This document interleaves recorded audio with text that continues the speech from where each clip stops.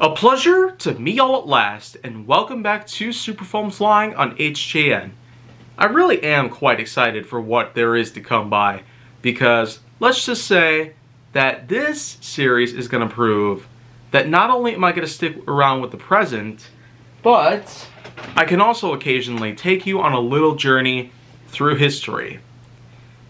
This is in fact a blaster that is now officially 20 years old.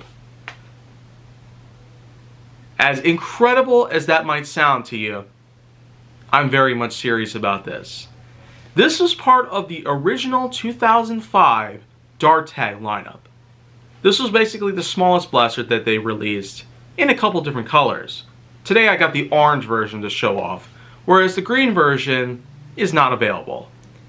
This is known as the Eliminator, although it doesn't necessarily showcase that on any part of the blaster. Yet it does say Dart Tag, just to make sure that you know exactly where this originates in. The lineup that it comes from, though, is just one of a few unique aspects about this small-sized blaster that you could carry around in your pocket, as it is similar in size to the much more newer Nerf Reflex / Auger from the Elite line. And so, this does in fact bear some of the same functionality as well.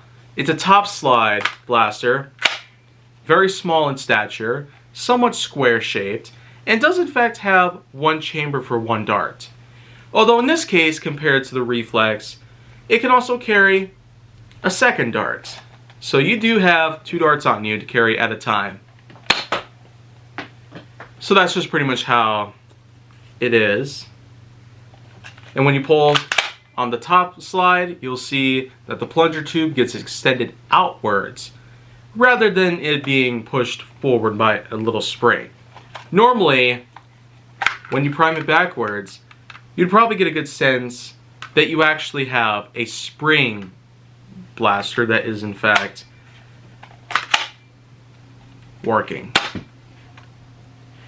Yet this is not really the case. Because as you can see right here, this large gray piece is actually the tubing that does in fact utilize air pressure.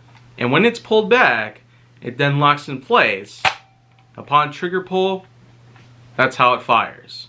And the Reflex and Auger would eventually take on this exact design and use it for its own purposes.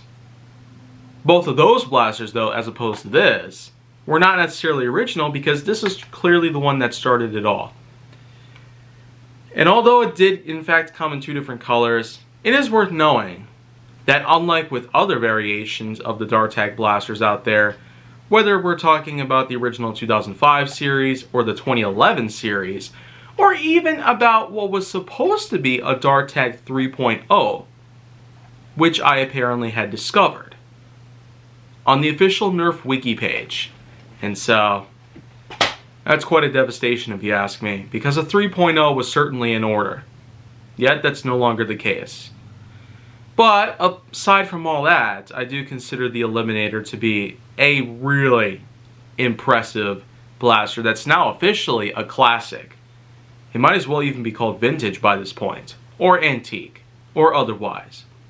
Any word of that kind would probably be synonymous, but if you want to see more, go down to my channel, then make sure that you like, subscribe, comment, follow me on social media, and stay on the Hollywood side.